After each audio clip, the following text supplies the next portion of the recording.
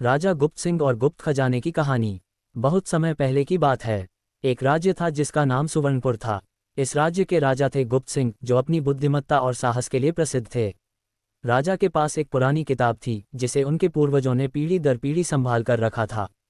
कहा जाता था कि इस किताब में एक गुप्त खजाने का रहस्य छिपा था। लेकिन किताब के पन्ने इतने पुराने और जटिल संकेतों से भरे थे कि कोई भी उसे पूरी तरह समझ नहीं पाया। रहस्यमय संदेश। एक दिन जब राजा उस किताब को देख रहे थे, उन्हें एक विशेष पृष्ठ पर अद्भुत संकेत मिले। संकेत के साथ लिखा था, जो धैर्य रखेगा वही रत्न पाएगा, परंतु लालच और जल्दबाजी विनाश का मार्ग होगा।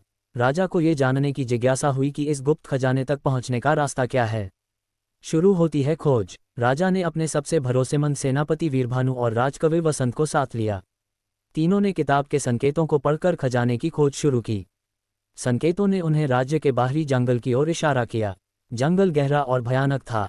कहा जाता था कि वहां कई रहस्यमय प्राणी रहते हैं। जंगल के भीतर जंगल में उन्हें अजीब अजीब घटनाओं का सामना करना पड़ा।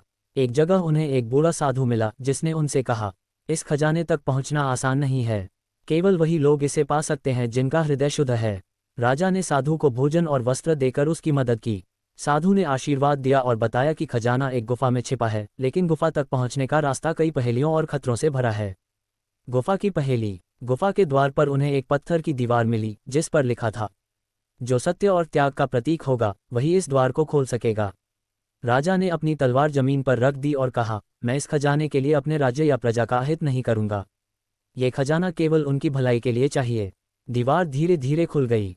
खजाने तक पहुंचना। गुफा के भीतर उन्हें सोने और हीरे जवाहरात से भरे हुए बर्तन मिले, लेकिन उनके साथ एक और संदेश लिखा था, यदि यह खजाना लो तो इसे पूरे राज्य के कल्याण में लगाना।